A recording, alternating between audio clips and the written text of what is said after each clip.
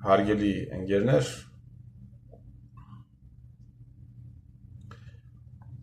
հայրենիք և ճշմարտություն այս երկու հասկացությունները երբեմն առաջին հայացքից մտնում են իրար հետ հակասությունների մեջ, բայց իրականում ոչ մի հակասություն էլ չկա։ Ճշմարտությունը բարձր է, քան հայրենիքը, սա ես չեմ ասում, սա ասել են շատ ու շատ փիլիսոփաներ, ես կրկնում եմ ընդամենը իրենց խոսքը։ Իսկ սա արդեն իմ խոսքն է, ինչքան շատ են այն մարդիկ, ովքեր ճշմարտությունը բարձր են դասում հայրենիքից, հողից, այդքան ուժեղանում է հայրենիքը։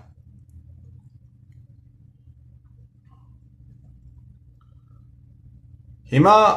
Հայաստանի Հանրապետությունում դուք եթե լսեք հանրային խոսքին, հանրային գործիչների, հանրային դաշտում հնչող խոսքին, քաղաքական գործիչների, պետական պաշտոնյաների, հայրենիքը փրկել ցանկացողների, բոլորը ցավում են ամեն միտից կորսված կամ այն հողի համար, որը հնարավոր է այս իշխանությունների գործունեության հետևանքով կորսի։ Ցավում են, լաց են լինում, տեսնում եք դուք ընդդիմադիր այսպես կոչված հարթակները։ Բայց եթե ուշադրություն դարձնեք, իրենք խոսում են միայն այն թեմաների մասին, այն հողերի մասին, որոնք կորսվել է այս իշխանության կառավարման տարիներին արևելյան հատվածում։ Միայն այդ հատվածներում տեղի ունեցողի մասին են խոսում։ Բայց այն, ինչ տեղի է ունեցել, տեղի է ունենում արևմտյան հատվածում, տեղի է ունեցել։ Դրա մասին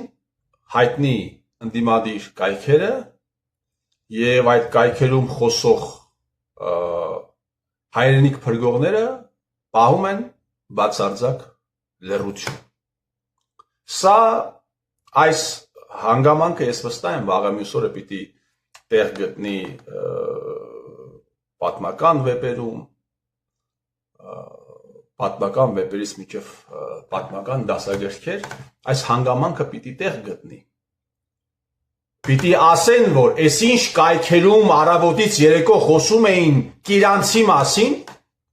Գորիս-Կապան ճանապարհի մասին, բայց մի բերան չէին ասում այն այլանդակության մասին, որի հետևանքով 400 մոտավորապես հեկտար տարածք անցավ Թուրքիային, որովհետև նախկին վարչապետներից մեկը այնքան էր շահագործել Արաքսի հովիտը, որ գետը փոխել էր իր շունը։ Այս սրա մասին բան չեն ասում։ Հարգելի ուռապատրիոտներ, հողը հող չէ, այս արևմտյան հատվածի հողը հայկական հողեր չեն, միայն արևելյան հատվածի հողերն են հայկական հողեր։ Թե այս հատվածում տեղի ունեցողը կարելի է վերագրել Նիկոլ Փաշինյանի քաղաքականությանը ամբողջապես, բայց այն հատվածում տեղի ունեցողը, եթե վերագրում ես Նիկոլ Փաշինյանին, տակը մտնում է նաև Հովիկ Աբրահամյանը։ Իսկ քանի որ Հովիկ Աբրահամյանը, հետաքրքիր է, պարոն Հովիկ Աբրահամյան, դու այս վերջի ընտրություններում ում էիր պաշտպանում։ Ում էիր պաշտպանում։ Ես շատ կզարմանամ, եթե իմանամ, որ Նիկոլ Փաշինյան չես պաշտպանել։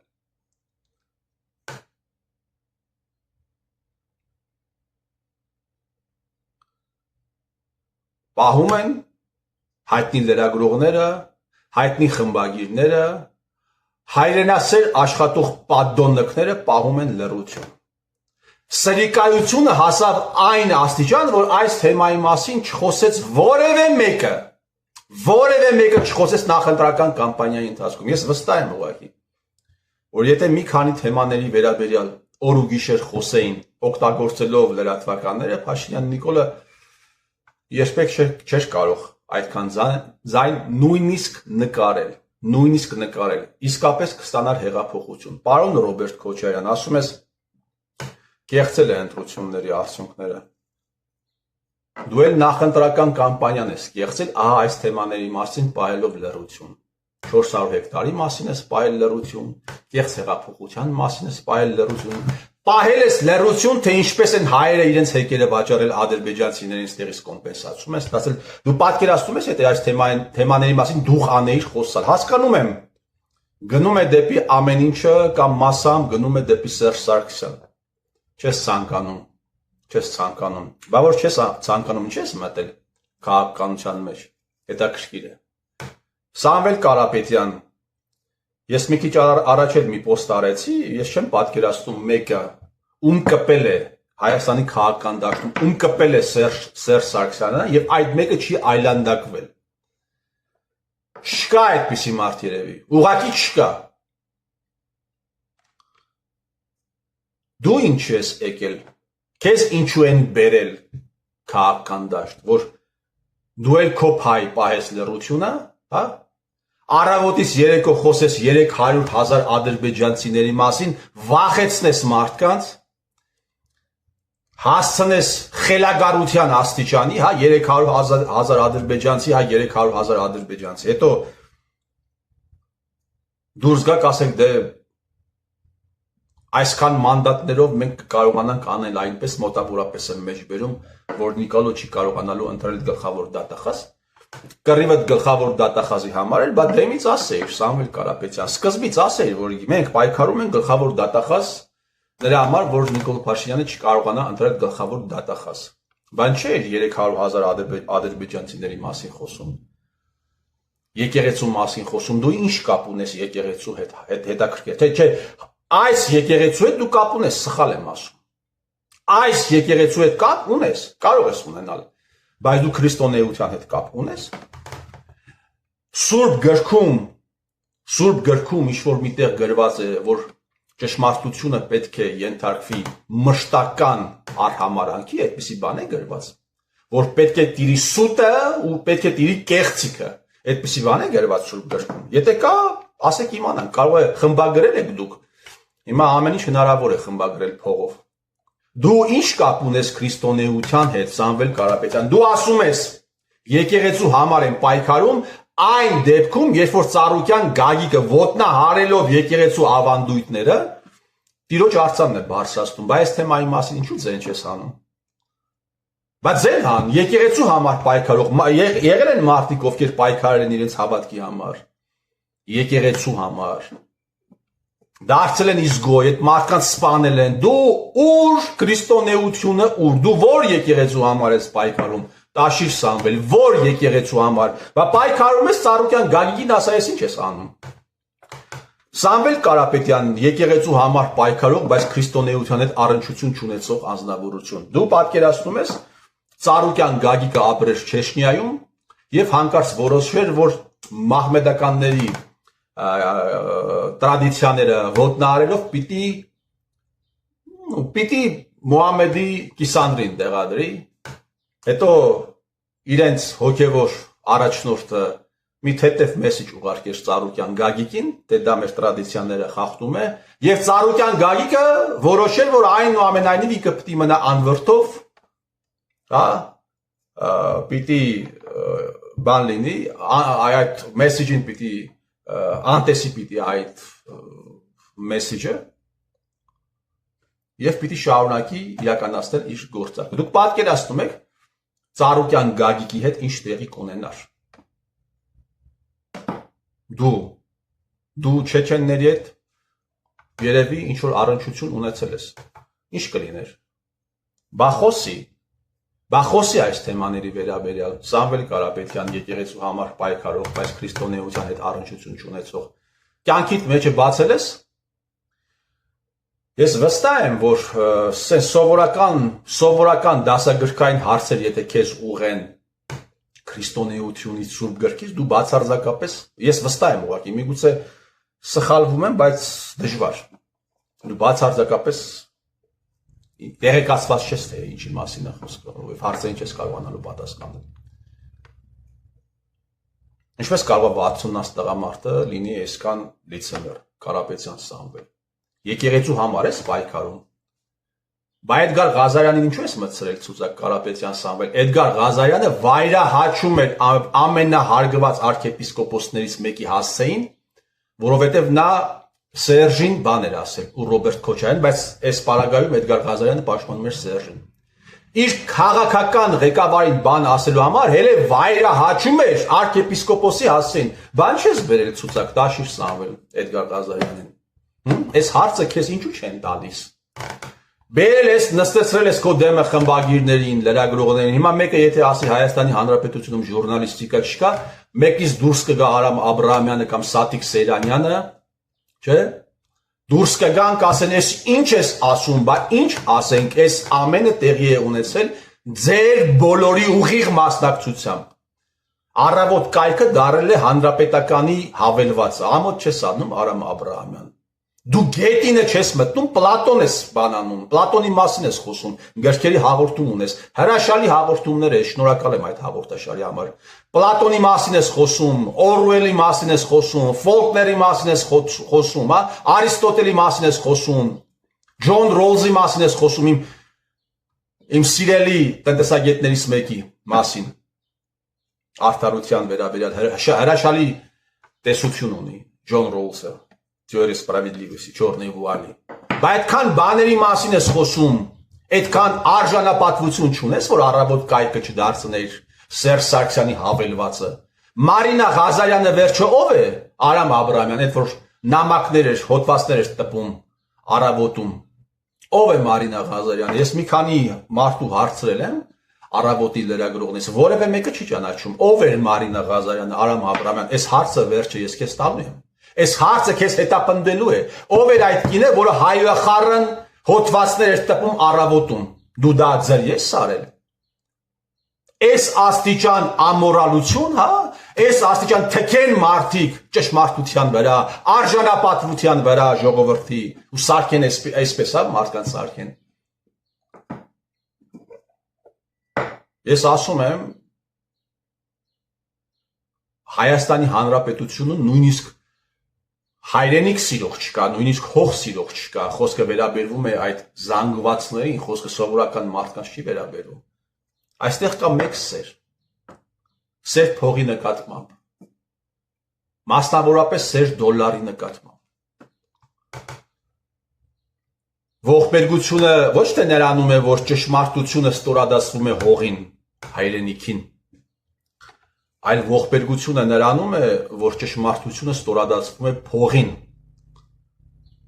դոլարին։ Ու այս հարաբերություններով ես ասում եմ, սրա վերաբերյալ ֆիլմեր պիտի նկարահանվեն, հետո մուլտֆիլմեր, դա մենք հայերս կանենք կամ օտարները միգուցե անեն, եթե շնորհք ունեցանք մենք կանենք, եթե ոչ օտարները կանեն։ Ուղղակի մարդկանց ցույց տալու համար, հետո սերունդներին ցույց տալու համար, թե ովքեր են ապրել այս տարածաշրջանում, ինչ հարաբերություններ է եղել այս տարածաշրջանում։ Ես վստահ եմ, որ հայը պիտի ձեզ նման հայերից փրկվի։ Գտել եք դուք շատ հարմար մի մեթոդ 30 տարի պատերազմական եւ կիսապատերազմական վիճակում ապրող մարդկանց վախեցնել նոր պատերազմով, խոսքը քեզ է վերաբերվում Սամադուր Պատդոնակ, վախեցնել թուրքերով, ադրբեջանցիներով, որ վաղը մյուս օրը պիտի գան, խոսքը քեզ է վերաբերվում կերամիկական բերանդ բացած անմեղ սունակ։ Մենք երկրաշարժ ենք տեսել։ Իմ սերունդը, ինպես մարդիկ, մեր սերնդակիցները երկրաշարժ են տեսել։ Ինչ ասես չենք տեսել։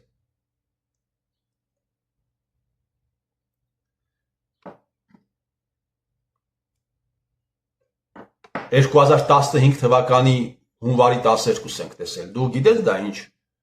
դատա է։ Կերամիկական ժպիտով անմեղ սունակ։ Դու գիտես դա ինչ դատա է։ Ինչ իմանաս, դու մենակ կիլոներով փող կարող ես կշռել։ Ու դուք այսքանից հետո որոշել եք, որ այս մարդկանց պիտի շարունակեք, ես Կուբատլույում ծառայություն եմ ունեցել, տահակ քո ցեղի մեջ կա մարդ, ով ծառայել է Հայաստանի Հանրապետության զինված ուժերում։ Եթե թուրքը ձեզ համար ու ադրբեջանցին այդքան սարսափելի թշնամի է, ինչու եք իրար հետևից հերթ չտալով ազատվել զինվորական ծառայությունից, հա? Ինչու եք ազատվել զինվորական ծառայությունից։ Ինչու եք փախել զինվորական ծառայությունից։ 21 թվականի է դավադիր պայմանավորված վաճառված պատերազմից հետո, ամիսներ հետո, ձեր բիջը գնում մասնակցում է Պապիկյան Սուրիկի հարսանիքին, ինչպես կարող է նորմալ մարդը գնա պար բռնի մեկի հարսանիքին, հələ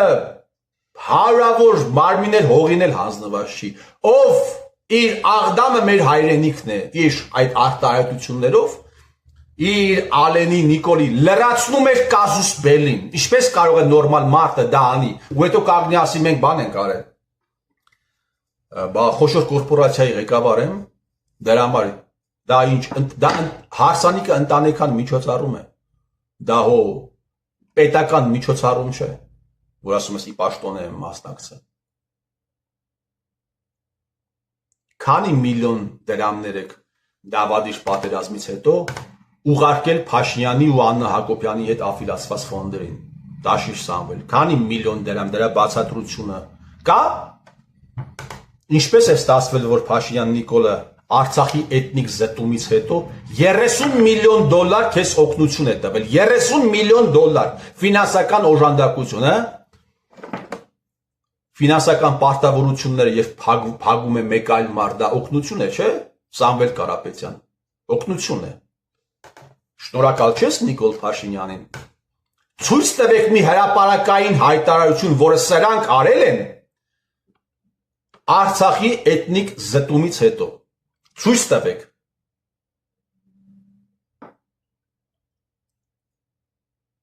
Բայց կան բազմաթիվ դեպքեր, թե ինչպես եք դուք գումարներ ուղարկել, կամ մի դեպք, թե ինչպես եք դուք 30 միլիոն դոլարի օժանդակություն ստացել Փաշինյան Նիկոլի կառավարությունից։ Այս երկիրը ազատվելու է ձեզանից, սա ոչ թե բան է, սա որ կանխատեսում չի, բնության օրենքն է, հողը ազատվելու է իր վրա գտնվող կեղտից, ազատվելու է բնական ճանապարհով, ազատվելու է ոչ բնական ճանապարհով, բայց ազատվելու է, Աստված թույլ չի տալու, 100%, Աստված թույլ չի տալու, որ սա մշտապես տեղի ունենա։